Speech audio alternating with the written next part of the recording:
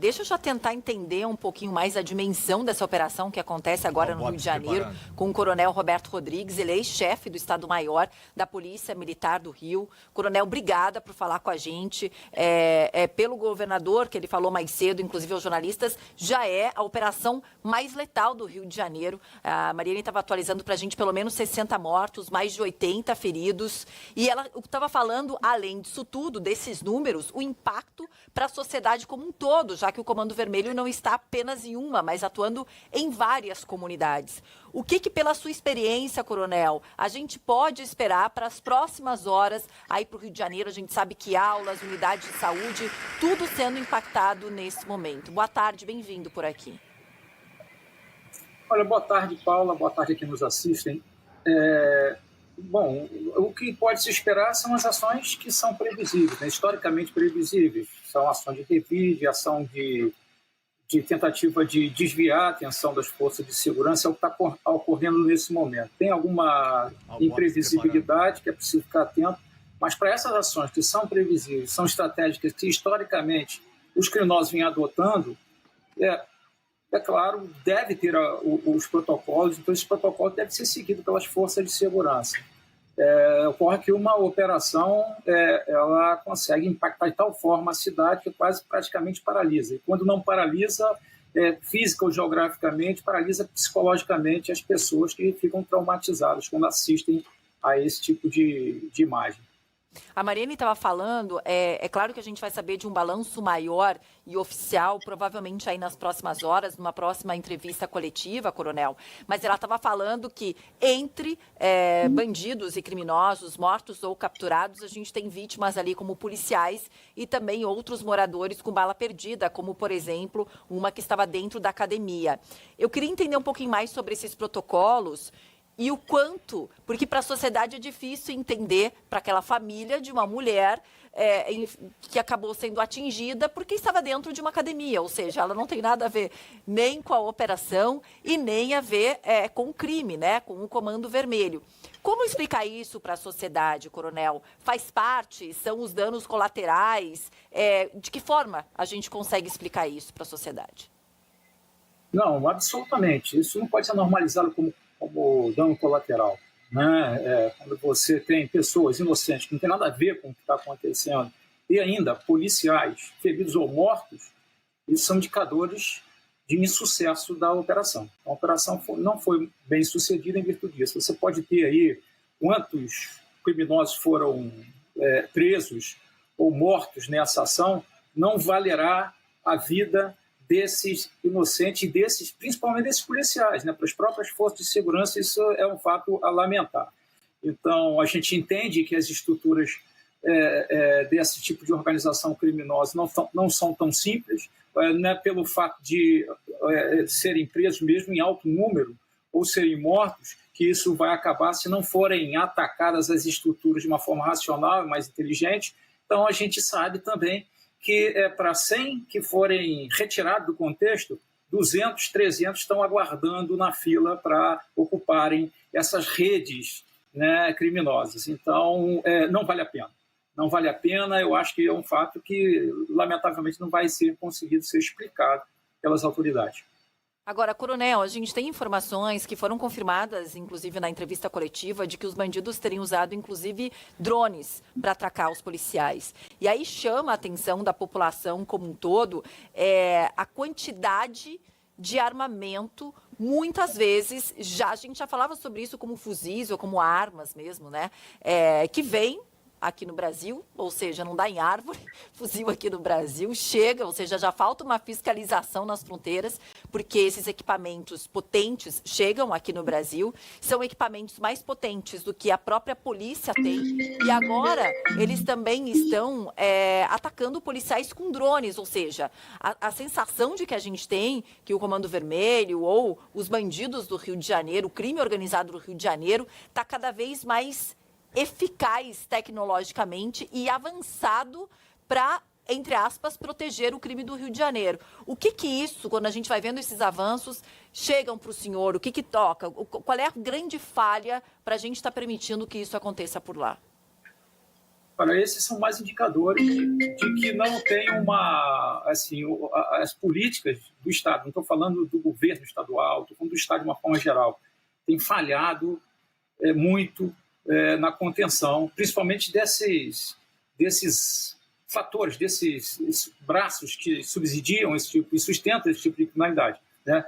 Drogas, armas e mão de obra que se predispõem a atuar de uma forma muito violenta. Então, o Estado tem falhado aí, miseravelmente com relação à contenção desses fatores. É importante ter um plano que possa atuar. Então, a gente vê mais um indicador que complexifica a situação e dificulta ainda mais a atuação das polícias, né? Então, é preciso entender essa complexidade para aí sim atuar de uma forma racional que antes de tudo, você vulnerabilize, você onere essas atividades para que quando haja uma operação, ela seja de tal monta, ela seja feita diante de um cenário muito mais adverso para o criminoso do que para as polícias, para a sociedade. Então, você tem ali ações que eram previsíveis. Por exemplo, o uso do drone, os criminosos aqui no Rio de Janeiro já estão ensaiando isso há algum tempo.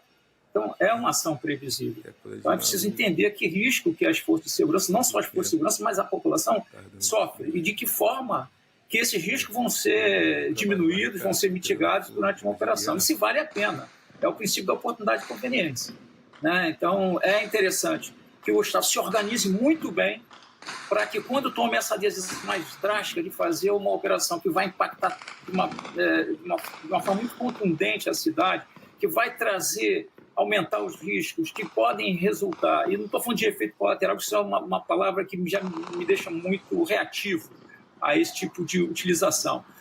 A gente não pode normalizar isso. A gente perdeu pessoas que não tinham nada a ver, perdemos policiais, e o investimento do Estado da sociedade para esses policiais, a qualificação, esses policiais que vão nos defender, eles não podem ser normalizados como efeitos colaterais.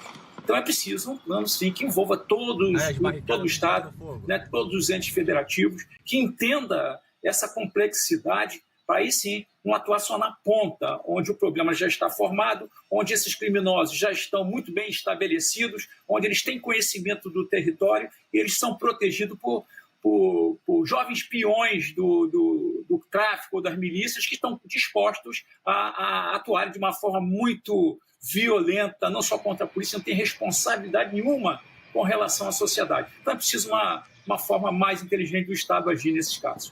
E qual que seria essa forma mais inteligente, coronel? Porque em duas frases aqui do governador Cláudio Castro, durante a coletiva, me chamaram a atenção. Uma, em que ele falou o seguinte, que o Rio de Janeiro perdeu a capacidade de conter crime, e a outra é quando ele fala que o Rio de Janeiro está sozinho nessa guerra. Por que o Rio perdeu essa capacidade de combater o crime? Então, o que deveria ser feito a partir de agora, se ainda dá tempo, e se é que ainda dá tempo? Aí pergunto para o senhor. E o outro lado por que o Rio de Janeiro está sozinho nessa guerra? O governo federal, por exemplo, poderia estar auxiliando, ajudando de alguma forma? Olha, isso é uma boa pergunta, né? O Estado do Rio de Janeiro não vai sozinho combater, controlar e diminuir esses problemas, né? São problemas que ultrapassam os limites de competência das polícias estaduais, ultrapassam as competências geográficas do território estadual. Então, é notório que é preciso ter uma ação conjunta, mas, antes de tudo, é preciso um plano muito bem feito, com diagnósticos, né? Você tem aí várias experiências que foram produzidas com seus erros e acertos. É preciso entender onde se errou e onde se acertou, para poder progredir para um plano mais consistente. E o problema não é só uma operação, né, uma eventual operação. O problema é você continuar sistematicamente com um plano de ocupação, retomada e diminuição e asfixia dessas atividades. Aí sim você pode pensar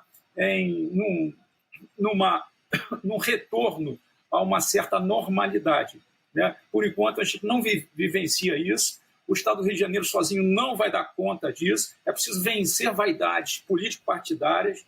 A sociedade está acima de tudo. É preciso um plano muito consistente, com um diagnóstico muito desenhado. Experiências tem, você tem um Instituto de Segurança Pública aqui no Rio de Janeiro, você tem um Fórum Brasileiro de Segurança Pública que produz dados e mais dados sobre esses tipos de atividades que podem ser aproveitados para elaborar alguma política pública mais consciente, mais consistente, mais inteligente e com maior poder de sustentabilidade.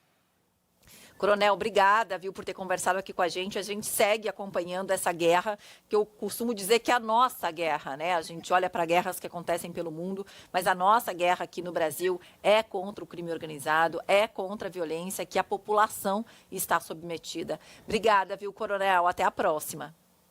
Sim, infelizmente nós perdemos essa batalha de hoje. Eu queria me solidarizar, inclusive, com os policiais, com as famílias desses policiais que perderam seus entes queridos.